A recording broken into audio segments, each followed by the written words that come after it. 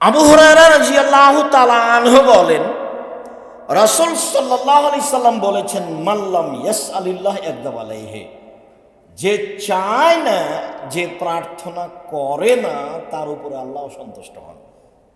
মুখখান কেন চুপটি লাগিয়ে থাকবেন কেন? অত দোকানে বসে আড্ডা পিটেন কেন? এই স্বভাব কেন? দিন রাত আপনাকে বলছে এটা খারাপ স্বভাব, এটা নোংরা স্বভাব। আর একজনের বদনাম করে সেটা শোনা লাগে। একটু মুখ খুলেন না কেন? একটু কিছু বলেন না কেন? একটু সময় করে চাষের সালাত আদায় করেন না কেন? ইশরাকের সালাত আদায় করেন না কেন? আওয়াবিন সালাত আদায় করেন না কেন? বৃহস্পতিবার সোমবার সিয়াম থাকেন না কেন? কেন থাকেন না? থাকবেন না কেন? এটা তো আপনার কাজ। শ্বাস বন্ধ হয়ে গেলে যোগাযোগ বিচ্ছিন্ন কোনো পথ নেই। তার প্রমাণ আপনার দাদা, তার উপর আপনার দাদি, তার প্রমাণ আপনার বংশ। কোন পথ ঘটনায় পৃথিবীতে কিয়ামত পর্যন্ত তার সাথে যোগাযোগের, তার নাম মরণ। ফাকসির জিকরা হাজিম লাজ্জাতিল মাউত। মুহাম্মদ সাল্লাল্লাহু আলাইহি সাল্লাম বলেন যে পৃথিবীর মানুষ তোমরা ওই জিনিসকে স্মরণ করো যে জিনিস মানুষের স্বাদকে নষ্ট করে দেয়, সেটা হলো মরণ। জিজ্ঞাসা করা হলো সবচেয়ে বুদ্ধিমান কে? তখন তিনি উত্তরে বললেন, সে সবচেয়ে বুদ্ধিমান যে মরণকে স্মরণ করতে পারে। আপনি নিজেকে পরিবর্তন করতে চাচ্ছেন না কেন একটু? এটা যে আপনার ভুল সিদ্ধান্ত, এই বুঝতে আপনাকেই বুঝতে হবে, আর একজন বুঝবে। সম্মানিত দিনী ভাই বোন, আবু হুরায়রা রাদিয়াল্লাহু তাআলা আনহু বলেন, রাসূল সাল্লাল্লাহু আলাইহি সাল্লাম বলেছেন, মান সাররাহু আন ইয়াস্তাজিবাল্লাহু লাহু ফিস সাদায়েদ ফালিকসির দুআ ফির রাখায়। যে ব্যক্তি চায় যে বিপদে পড়লে যেন আমার কথা আল্লাহ তাড়াতাড়ি কবুল করেন, যখন আমি দুনিয়াতে বিপদগ্রস্ত হব তখন আমি বললেই যেন আল্লাহ মেনে নেন, এইটা যে চায় সে যেন ভালো অবস্থায় বেশি বেশি প্রার্থনা করে, বেশি বেশি দোয়া করে। হলো? সম্মানিত দিনী ভাই বোন, মধ্যখানে একটি কথা, বুখারী মুসলিমের হাদিস। আব্দুল্লাহ ইবনে আব্বাস রাদিয়াল্লাহু তাআলা আনহু বলেন, নিয়ামাতান মাকবুলুন ফীহিমা কাসীর মিনান নাস। আল্লাহর পক্ষ থেকে দুটি অনুগ্রহ আছে। এই ছেলে, ঘুমাচ্ছ কেন? সরে বসো। সম্মানিত দিনী ভাই বোন, আল্লাহর পক্ষ থেকে দুটি অনুগ্রহ আছে। আল্লাহ বলছেন যে এই অনুগ্রহ আমি যে জন্য দিয়েছি সেটা মানুষ ভুল বুঝেছে, আমি তো এই জন্য দিইনি। আল্লাহ বলছেন আমার পক্ষ থেকে দুটো অনুগ্রহ আছে, দুটো দয়া, দুটো অনুগ্রহ। কি? আস-সিহহাত, শরীরের সুস্থতা, এটা আল্লাহর দয়া, এটা আল্লাহর অনুগ্রহ। তো আমি তাকে শরীরের সুস্থতা দিয়েছি আমাকে চিনার জন্য, আমাকে জানার জন্য, আমাকে কিছু বলবে এই জন্য, কোরআন তেলাওয়াত করবে, একটু তাসবিহ তাহলিল করবে, এরকম কিছু করবে বলবে এই জন্য। তো শরীরের সুস্থতা দোকানে বসে আড্ডা পিটে, তো ভুল বুঝলো, আমি তো এই জন্য দিইনি। আল্লাহ রাসূল বলছে, দুই আল ফারাগ, অবসর। আমি মানুষের জীবনে অবসর দিয়েছি। যারা ব্যবসা করে 10টায় দোকান খুলে রাত 10টায় বন্ধ করে, তাহলে 10টা থেকে 10টা পর্যন্ত ব্যস্ত, বাকি টাইম অবসর। আমরা তো মনে করি চাকরি রিটায়ার্ড হলে অবসর। না, মানুষের জীবনে একটা ব্যস্ততা আছে আর অবসর আছে। যারা চাকরি করে তারা যায় 10টায়, যায় বিকাল 5টায় ফিরে আসে, বাকি টাইম তার অবসর। যারা জমি চাষ করে সকালে চলে যায়, আমি আমার আব্বাকে দেখেছি সন্ধ্যার সময় সূর্য ডুবলে আসে, তো বাকি টাইম তার অবসর। তো অবসর সময় কি আমি দিয়েছি তাকে আড্ডা পিটার জন্য, এইভাবে মানুষের বদনাম ঘুরে বেড়ার জন্য, দাঙ্গা মাহাঙ্গামা করার জন্য? তো আমি তাকে অবসর সময় দিয়েছি আমাকে কিছু বলবে এই জন্য। তো ভুল বুঝেছে। তাহলে মানুষ ভুল বুঝছে কোন দুটা জিনিসে? শরীরের সুস্থতায়। আমি যে জন্য দিয়েছি সে করেনি। দুই, অবসর। আমি মানুষের জীবনে যে জন্য অবসর দিয়েছি সেটা মানুষ করেনি, ও ভুল বুঝেছে, ধোঁকা খেয়ে গেছে। বুখারী মুসলিম। সম্মানিত দিনী ভাই বোন, প্রার্থনা। আবু হুরায়রা রাদিয়াল্লাহু তাআলা আনহু বলেন, রাসূল সাল্লাল্লাহু আলাইহি ওয়াসাল্লাম বলেছেন, লা তাদু আলা আনফুসিকুম ওয়ালা আওলাদিকুম ওয়ালা আমওয়ালিকুম। পৃথিবীর মানুষ তোমরা নিজের ব্যাপারে বদদুয়া করো না, নিজের ব্যাপারে অপ্রয়োজনীয় প্রার্থনা করো না। বেঁচে থাকার চেয়ে মরে যাওয়াই ভালো, এত ঝামেলা।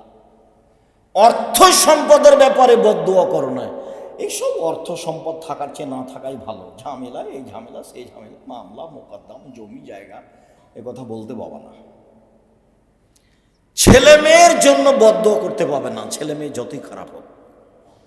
ছেলে মেয়ে মেরেছে, ছেলে মেরেছে কথাই ঠিক, তো আপনি বলতে গেলেন কেন যে তোকে ত্যায্য পুত্র করলাম? তো আপনি তাড়াহুড়া করে অজু করে ঘরে ঢুকে 2 রাকাত সালাত আদায় করে আল্লাহকে বলেন, আমি তো এই ছেলে চাইনি, ছেলে ফিরিয়ে দাও। অবাক, আমার ছেলে আমাকে মারবে কেন? আমি তো এই ছেলে চাইনি, আমি তো এই জন্য ছেলে মানুষ করিনি, আমার ছেলে আমাকে ফিরিয়ে দাও। আমার ছেলে আমাকে মারবে কেন এই অভিযোগ তোমার কাছে? আমি তো এই জন্য মানুষ করিনি। 24 ঘন্টার মধ্যে সকাল হতে হতে ছেলে যেন আমার কাছে ফিরে আসে, এটা তোমার কাছে দাবি। জোরালো ভাবে বলছি, খুব জোরালো ভাবে বলতে হবে, একটু পরেই বলছি। সকালে দেখবেন ছেলে আপনার কাছে ক্ষমা চাচ্ছে, এই যে ছেলে ফিরে এসেছে, আমার ছেলে আমাকে ফিরিয়ে দেন। আমার ছেলে আমাকে গালি দিবে কেন? আমি তো এই জন্য লালন পালন করিনি, তার পিছনে আমার পরিশ্রম আছে। আমার স্ত্রী তাকে দুধ খাওয়াইছে, তাকে লালন পালন করেছে, তেল কাজল দিয়ে অনেক শ্রম দিয়েছে, আমাকে গালি দিবে মানে? আমি তো এটা চাইনি। আপনি আপনার মতো বলেন, সম্মানিত দিনী ভাই। আবু হুরায়রা রাদিয়াল্লাহু তাআলা আনহু বলেন, রাসূল সাল্লাল্লাহু আলাইহি সাল্লাম বলেছেন, উদুল্লাহ মুকিনিনা বিল ইজাবা, দোয়া করো এই দাবিতে যে কবুল করতে হবে, বিশ্বাস রেখে কবুল হবে। শক্তভাবে বলবেন, জোরালো দাবি রেখে বলবেন। কেন? আল্লাহ, মনে রেখো, আন্নাল্লাহ তাআলা লা ইস্তাজিবু মিন কলবিন গাফিলিন লাহিন, অমনোযোগী ব্যক্তির দোয়া কবুল হয় না। করতে হবে, তাই করে। যে দেখছেন না, ঢাকা শহরের পাশাপাশি বসবাস করছেন, সালাম ফিরার পরেই বলছে বিহাক্কি লা ইলাহা ইল্লাল্লাহ ইয়া রাহমার রাহিম। এগুলো কোনো দোয়া হলো? সবাই এতে খুশি, এটা না হলে মানুষ খেপে যাচ্ছে। তো এইটা তো প্রার্থনা নয়। সম্মানিত দিনী ভাই বোন, রাসূল সাল্লাল্লাহু আলাইহি ওয়াসাল্লাম বলছেন, শক্তভাবে দোয়া করো, দোয়া কবুল করতেই হবে। কেন? যে শক্তভাবে বলে না, দৃঢ়তার সাথে বলে না, আল্লাহ তার দোয়া কবুল করবে। বলতে তোমার সমস্যাটা কোথায়? আমি তো দিতে পারি, তুমি আমাকে বলো, আমি বড় অপরাধী, আমি বড় গুনাহগার, তুমি বড় দয়াবান, তুমি বড় ক্ষমাবান, তুমি আমাকে ক্ষমা ভিক্ষা দাও, আমি রাত পার করতে রাজি নই, আমাকে ক্ষমা করো। আমার অর্থ সম্পদের ক্ষতি দেখছি, সেগুলো পূরণ করে দাও, যা যা প্রয়োজন সব দাবি জান না। আপনার দাবি শোনার জন্য তিনি প্রতীক্ষমান রয়েছেন। সম্মানিত দিনী ভাই বোন, বিশেষ প্রার্থনা আল্লাহর কাছে চাইতে হবে। মুখখান বন্ধ রাখলে আল্লাহ তাআলা অসন্তুষ্ট হবেন, মুখ খুললে আল্লাহ তাআলা সন্তুষ্ট হবেন। সময়ের গতিতে আল্লাহ আপনাকে দিয়ে দেবেন ইনশাআল্লাহ। আল্লাহ তুমি আমাদের বুঝে আমল করা তৌফিক দান করো। আল্লাহুম্মা সাল্লি।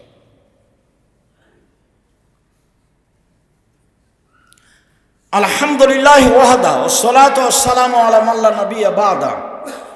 আবু হুরায়রা রাদিয়াল্লাহু, রাসূল সাল্লাল্লাহু আলাইহি সাল্লাম বলেছেন, ইস্তাজাবুদ দুআ, মানুষের দোয়া কবুল করা হয়, তবে লা ইস্তাজাবুদ দুআ আই ইস্তাবাজুদ দুআ ইল্লা বিইসমিন আও কাতিয়াত রাহিমিন, দোয়া কবুল হয় না যেই দোয়া করা হয় সম্পর্ক ছিন্ন করার জন্য। স্ত্রীকে বলছে যে তোর বাপের বাড়ি যেন আল্লাহ আর কোনোদিন না নিয়ে যায়, টাকা নিতে গেছিল দেয়নি, বা বলছে ভাইয়ের সাথে গন্ডগোল রেখে তোর সাথে যেন আল্লাহ আর কোনোদিন কথা বলার ব্যবস্থা না করে, তোর সাথে আর কোনোদিন কথাই বলবো না। সম্পর্ক ছিন্ন করার জন্য যে দোয়া করা হয় সেটা কবুল হবে না। পাপের জন্য যে দোয়া করা হয় সেটা কবুল হবে না। আল্লাহ, আমি অশ্লীল কাজে লিপ্ত হচ্ছি, কেউ যেন না দেখে। তো পাপের জন্য দোয়া করলে দোয়া কবুল হয় না। 3, অলিস্তেজান, তাড়াহুড়া করে দোয়া করলে, দোয়াতে তাড়াহুড়া করলে কবুল হয় না। সাহাবীগণ বলছেন, মাল ইস্তেজান, আগের দুইটা ভালো বুঝেছি, যে পাপের জন্য দোয়া করলে কবুল হয় না, আত্মীয়তার সম্পর্ক ছিন্ন করার দোয়া করলে কবুল হয় না। তো তাড়াহুড়া এটা যে বুঝলাম না। তখন রাসূল সাল্লাল্লাহু আলাইহি সাল্লাম বলছেন, একুলো বলে, দাও তো ফলা আমার ইস্তাজাবালি, দোয়া করলাম, কত দোয়া করলাম, কই কবুল হয় না। ফায়াস্তাহসিরু, তখন অলস হয়ে যায়, ওই সময় এত দোয়া ছেড়ে দেয়, এই দোয়া কবুল হবে না। আপনি তো অবগত হলেন আমার দোয়া কবুল হবে, আর না হয় সেই পরিমাণ ক্ষতি সরে যাবে, আর না হয় সেটা আমি তার বিনিময়ে জান্নাত আছে তিনটে, হয় আমি পেয়ে যাব, না হয় অন্যায় ঠেকানো হবে, আর না হয় জান্নাত হবে, আমার তো মিস যাবে না। আপনি অলস হলেন কেন? আর চাইলেই হবে এত আপনি তাড়াহুড়া করছেন কেন? আপনি তো একজন মানুষ, তাড়াহুড়া করলে কি হবে? সময় লাগবে। নবী দোয়া করছেন নবীর জন্য, ইয়াকুব আলাইহিস সালাম দোয়া করছেন ইউসুফ আলাইহিস সালামের জন্য, ছেলে হারিয়ে গেছে, চোখে দেখতে পান না, কান্নাকাটি করতে করতে 25 বছর পরে দোয়া কবুল হয়েছে।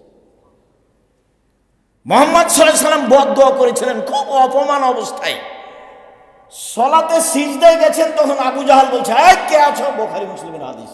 মুহাম্মাদের মাথার উপরে উটের ভুঁড়িটা চাপিয়ে দাও, তো উটের ভুঁড়িতে ময়লা জায়গাতে পড়ে আছে, তো যারা অন্যায় করতে চায় তারা নিয়ে এসে মাথার উপরে চাপিয়ে দিয়েছে, দিয়ে হাসছে তারা। এখন কে বললো, ফাতেমা দেখো তোমার আব্বা তো উঠতে পারছে না। তো ফাতেমা দৌড়িয়ে এসে সরালেন উঠে। তখন আল্লাহ রাসূল অপমান অবস্থায় বলছেন, আল্লাহ এই উতবা সাহেব আবু জাহালেদের ধ্বংস করো।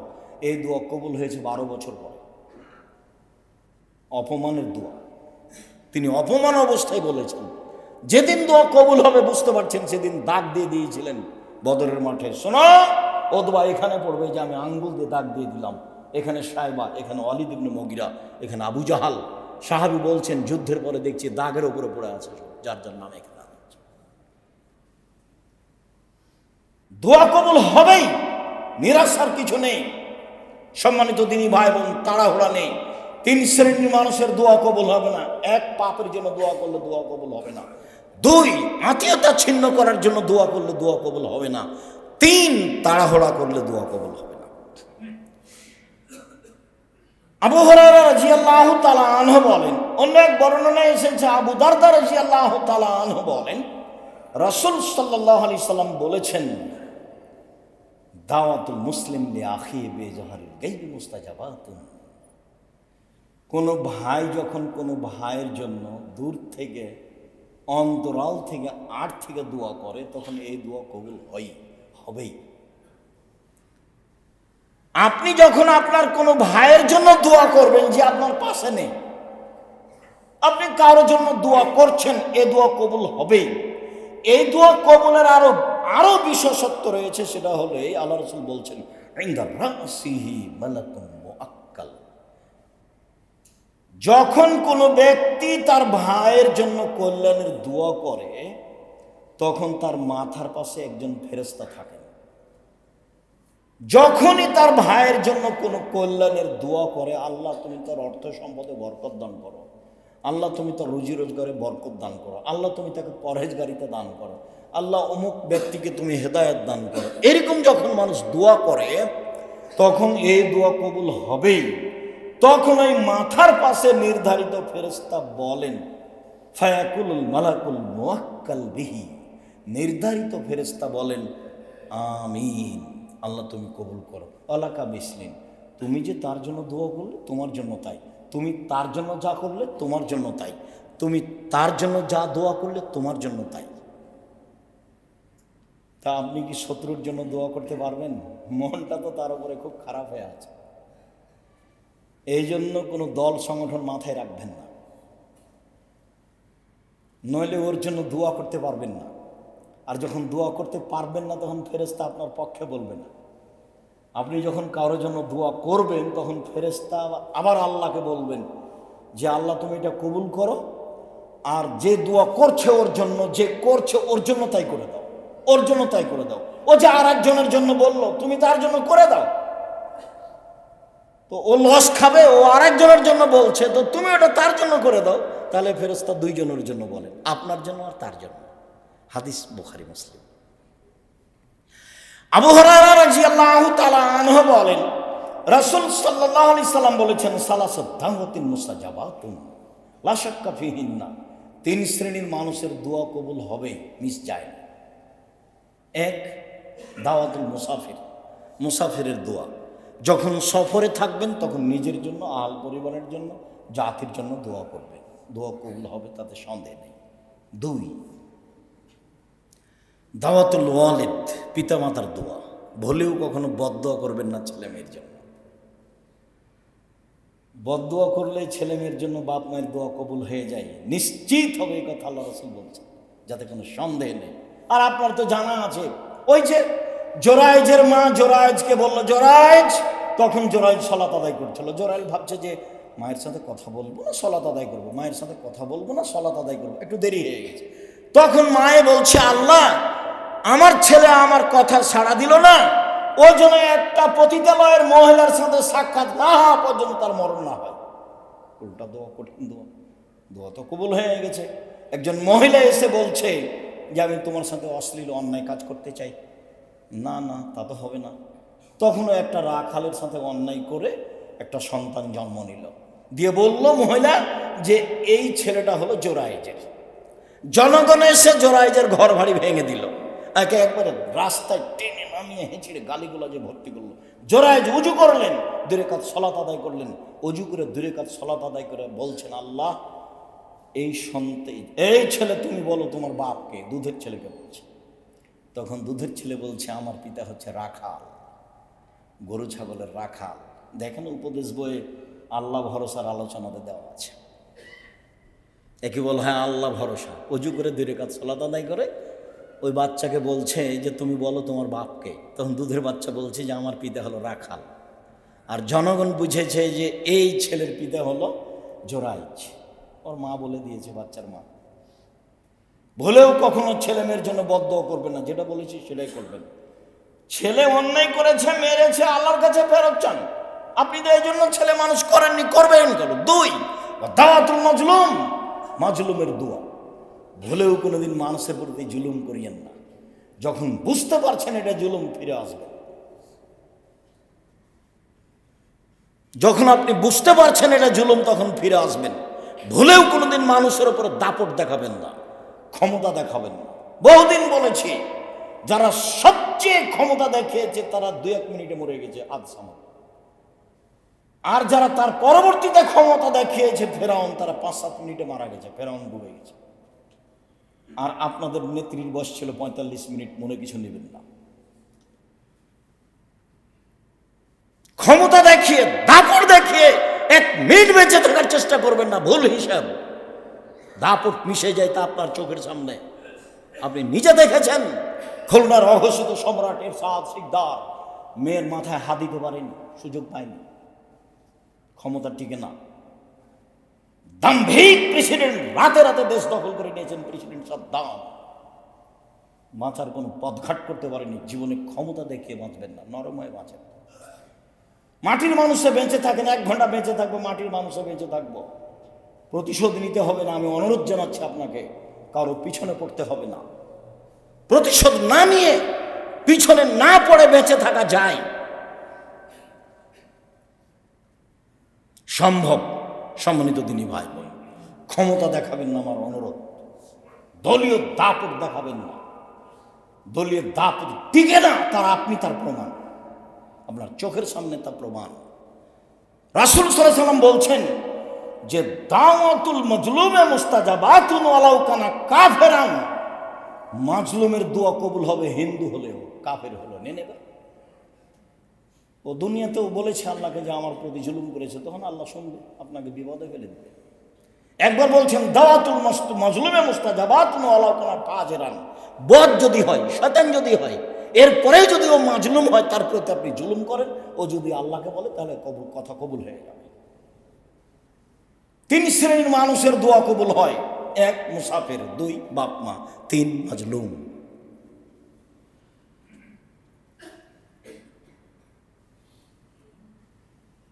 মুআয ইবনে জাবাল রাদিয়াল্লাহু তাআলা আনহু বলেন, রাসূল সাল্লাল্লাহু আলাইহি ওয়াসাল্লাম বলেছেন, মা মিন মুসলিমিন ইয়াবিতু আলা যিকরিন তাহিরান ফায়াতাহাররা মিনাল লাইলি, যে কোনো মুসলিম পুরুষ নারী রাতে দোয়া পড়ে শয়, অজু অবস্থায় শয়, ভোর রাত্রে উঠে আল্লাহকে বলে, যা বলবে তাই হবে। দোয়া কবুলের সময় বা দোয়া কবুলের অবস্থায় আমরা চলে আসলাম। মুআয ইবনে জাবাল রাদিয়াল্লাহু তাআলা আনহু বলেন, রাসূল সাল্লাল্লাহু আলাইহি সাল্লাম বলেছেন, মানুষ যদি দোয়া পড়ে শয়, দোয়া অনেক আছে, যেটা ছোট সেটা তো পারবেন অন্তত, আল্লাহুম্মা বিসমিকা মুতওয়াহিয়া। এমনি ঘুমিয়ে যান কেন? এমনি ঘুমিয়ে যাবেন কেন? এই অভ্যাস কেন? এটা আপনার কেন, আপনার স্ত্রীর কেন, ছেলে মেয়ের কেন? কি করেন বাড়িতে 24 ঘন্টা? স্ত্রী দোয়া পড়ে শয় না কেন? ছেলে মেয়ে দোয়া পড়ে শয় না কেন? বলেন বারবার, মুখখান বন্ধ করে রাখেন কেন? ব্যবসায় ভুল হলে তো গরম হয়ে যাচ্ছেন, টাকা ভুল করে এসে একবারে খেপে গেছেন, একবারে বলেন না কেন?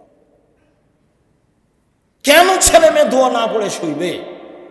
দোয়া পড়ে শুয়েছে, অজু করে শুয়েছে, তারপর ভোর রাতে উঠেছে, এখন আল্লাহকে বলছে আসআলুল্লাহ খায়রান, আল্লাহর কাছে কিছু চাচ্ছে, আল্লাহ তাকে দিবেনি, দিবেনি, দিবেন।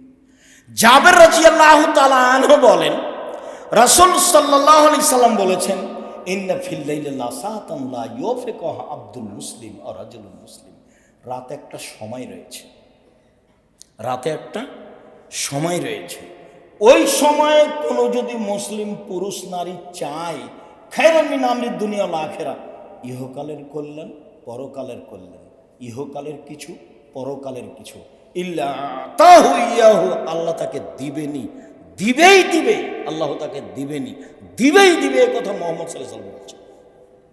আমার আপনার করার কি আছে? তাহলে সেই সময়টা ধরার জন্য চেষ্টা করতে হবে। আপনাকে আমি লম্বা সময় থেকে বলে আসছি 10টায় ঘুমিয়ে যাবেন যে কোনো মূল্যে, চেষ্টা করেন।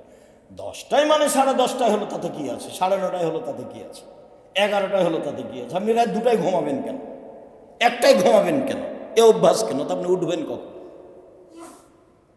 দেখেন, আপনি আবু হুরায়রা রাদিয়াল্লাহু তাআলা আনহু বলেন, রাসূল সাল্লাল্লাহু আলাইহি ওয়াসাল্লাম বলেছেন, ইয়ানজিলু রাব্বুনা তাআলা ইলা সামাই দুনিয়া হিনা ইয়াবকা সুলুসুল আখিরা। রাতের 3 ভাগের যখন 2 ভাগ পার হয়, তখন আল্লাহ তাআলা প্রথম আকাশে নেমে আসেন আপনার সাথে কথা বলার জন্য। রাতের 3 ভাগের 2 ভাগ পার হলে আল্লাহ তাআলা প্রথম আকাশে নেমে আসেন আপনার সাথে কথা বলার জন্য। তাতে তিনি বলেন, মায়া দুনি ফাস্তাজিবা লাহু, যে আমাকে ডাকে আমি তার ডাকে সাড়া দিব। মায়া সালুনি ফাউতিয়াহু, যে আমার কাছে চাই কিছু তাকে আমি তা দিয়ে দিব। মায়াস্তাগফিরুনি ফাগফির লাহু, যে আমার কাছে ক্ষমা ভিক্ষা চাই তাকে ক্ষমা করে দিব। আল্লাহ নেমে এসে বলেন, আর আমি ঘুমিয়ে থাকি। দেখেন তো এটা কেমন হয়? এটা মানাই কেমন? এই ছেলে, আজানের পর থেকে নিয়ে খুতবা শেষ হওয়া পর্যন্ত কেউ আপোষে কথা বলতে পারবে না। জায়গা যদি না হয় তাহলে উপরে আছে, না হলে বাইরে বসতে হবে। ব্যবস্থা করা আছে, যারা দায় দায়িত্ব পালন করছে তাদেরকে জিজ্ঞাসা করতে হবে বাইরে। সম্মানিত দিনী ভাই বোন, বলছিলাম রাসূল সাল্লাল্লাহু আলাইহি ওয়াসাল্লাম বলেন যে আল্লাহ তাআলা রাতের 3 ভাগের 2 ভাগ পার হলে প্রথম আকাশে নেমে আসে। নেমেছে 3টা কথা বলেন, কিছু চাও, চাইলে দিব, কিছু বলো, বলো, শুনবো, ক্ষমা চাও, চাও, ক্ষমা করে দেব। উসমান ইবনে আস রাদিয়াল্লাহু তাআলা আনহু বলেন, রাসূল সাল্লাল্লাহু আলাইহি ওয়াসাল্লাম বলেছেন, ফতিহাত আবওয়াবুস সামায়ে নিসফাল লাইলে, রাত 12টা পার হলে আকাশের সব দরজা খুলে দেওয়া হয়। রাত 12টার পরে আকাশের সব দরজা খুলে দেওয়া হয়। ফায়ুনাদি মুনাদিন মিনাস সামায়ে, আল্লাহ চিৎকার করে বলেন আকাশ থেকে, মানে প্রথম আকাশ থেকে বলছে। আল্লাহ তাআলা বলেন, হাল মিন দাইন ইস্তাজাবা লাহু, কেউ কিছু বলে কি, তাহলে তার কথা শোনা হবে। হাল মিন সাইন ফাউতিয়া লাহু, হাল মিন সাইলিন ফাউতিয়া লাহু, কেউ কিছু চায় কি, চাইলে তাকে দেওয়া হবে। হালমিন মাকরুবিন ফায়ুফাররাজু আনহু, কেউ বিপদগ্রস্ত কি, তাহলে তাকে উদ্ধার করা হবে। আল্লাহ বলতে থাকেন এইভাবে, আমি তখন ঘুমিয়ে। এটাই কি মানাচ্ছে? কেউ চায় কি, চাইলে দেওয়া হবে। কেউ কিছু বলে কি, বললে শোনা হবে। কেউ কি বিপদগ্রস্ত, বিপদগ্রস্তের কথা বললে তাকে উদ্ধার করা হবে। তাহলে দেখেন তো আপনি আর আমি কি বলবো সেটা বুঝতে পারছি।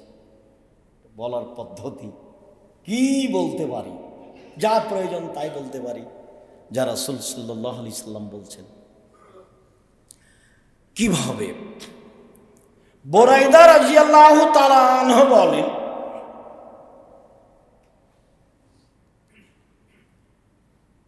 সামিয়া রাসূলুল্লাহ সাল্লাল্লাহু আলাইহি ওয়াসাল্লাম রাজুলান ইয়াকুলু, আল্লাহর রাসূল একজন লোককে বলতে শুনলেন।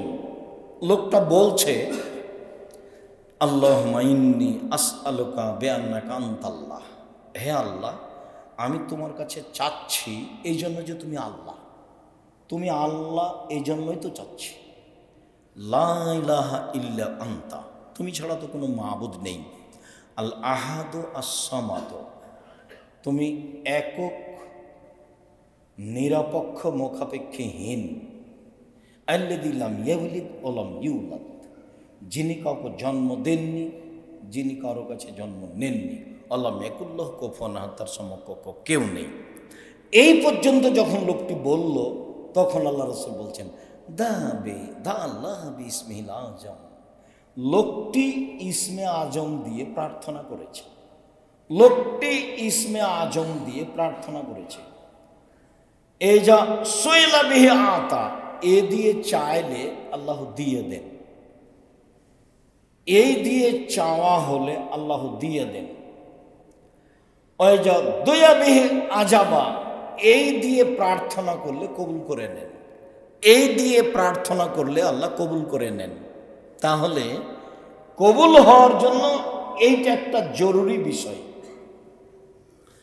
সাদ রাদিয়াল্লাহু তাআলা আনহু বলেন, রাসূল সাল্লাল্লাহু আলাইহি ওয়াসাল্লাম বলেছেন, দাওয়াতু জিন্নুনে ওয়া ফি বাতনিল হুত, লা ইলাহা ইল্লা আনতা সুবহানাকা ইন্নী কুনতু মিনাজ জালিমিন। قال رسول الله صلى الله عليه وسلم لا يدعو بها رجل مسلم الا استجاب له। কোন মানুষ যদি ইউনূস আলাইহিস সালামের ওই দোয়া পড়ে, যে দোয়া তিনি মাছের পেটে বলেছিলেন। ইউনূস আলাইহিস সালাম মাছের পেটে বলেছিলেন, লা ইলাহা ইল্লা আনতা সুবহানাকা ইন্নী কুনতু মিনাজ জালিমিন। এখানে কিন্তু আমাকে বাঁচাও এরকম কোনো কথা নেই, তুমি ছাড়া কোনো মাবুদ নেই, তোমার আমি পবিত্রতা ঘোষণা করছি, আমি অপরাধীদের একজন, তবে পাপী স্বীকৃতি আছে, আমি পাপ করেছি তার স্বীকৃতি আছে। এক, তুমি ছাড়া কোনো মাবুদ নেই। দুই, তুমি পাক পবিত্র। তিন, আমি অপরাধী। এখন আল্লাহ বলছেন, ইউনূস যদি এই দোয়া মাছের পেটে না বলতো, তাহলে আমি ইউনূসকে কিয়ামত পর্যন্ত মাছের পেটে রেখে দিতাম। এই দোয়া দিয়ে আমি তাকে বাঁচিয়ে দিয়েছি। তারপর আল্লাহ রাসূল বলছেন, যে কোনো পুরুষ, যে কোনো নারী, যে কোনো পুরুষ, যে কোনো নারী, ফিসাইন, যে কোনো বিষয় এই দোয়া পড়বে, ইস্তাজাবা লাহু, আল্লাহ তার দোয়া কবুল করে নেবেন। আনাস রাদিয়াল্লাহু তাআলা আনহু বলেন, আমি রাসূলের সাথে বসেছিলাম, একটা লোক মসজিদে সালাত আদায় করলো। সালাত আদায় করার পরে বলছে, আল্লাহুম্মা আন্নালাকাল হামদ, হে আল্লাহ তোমার প্রশংসা, লা ইলাহা ইল্লা আনতা, তুমি ছাড়া কোনো মাবুদ নেই। আল হান্নানু আল মান্নানু, তুমি দয়াশীল, তুমি অনুগ্রহশীল। বাদিউস সামাওয়াতি ওয়াল আরশ, তুমি আসমান জমিনকে নমুনা ছাড়াই সৃষ্টি করেছ। ইয়া হাইয়্যু ইয়া কাইয়্যুম আসআলুকা, হে চিরস্থায়ী, হে চিরঞ্জীবী, আমি তোমার কাছে চাচ্ছি। রাসূল সাল্লাল্লাহু আলাইহি ওয়াসাল্লাম বললেন যে দা বিসমিল আজম, এই ইসমে আজম দিয়ে দোয়া করেছে, এখন যা বলবে সেটা আল্লাহ মেনে নেবেন, এখন যা বলবেন সেটা আল্লাহ মেনে নেবেন। তাহলে এগুলো সব ইসমে আজম, এইগুলো আগে পড়তে হবে, তারপরে দুরুদ। সম্মানিত দিনী ভাই, সালমান ফারসি রাদিয়াল্লাহু তাআলা আনহু বলেন, রাসূল সাল্লাল্লাহু আলাইহি ওয়াসাল্লাম বলেছেন, ইন্নাল্লাহা হাইয়ুন কারীম, আল্লাহ হচ্ছেন লজ্জাশীল, সম্মানী। একে তো খুব সম্মানী আর লজ্জাশীল। সম্মানী মানুষ সব কাজ করতে পারে না, আবার খুব লজ্জা পায়। ইস্তাহি মিন আবদিহি, বান্দার ব্যাপারে লজ্জা পায়।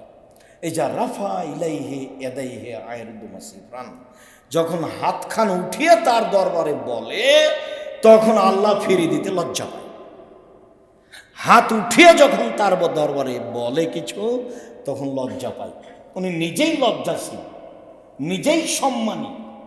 আবার বান্দা যখন হাত উঠিয়ে কিছু বলে, তখন খালি হাত ফিরিয়ে দিতে লজ্জা পায়।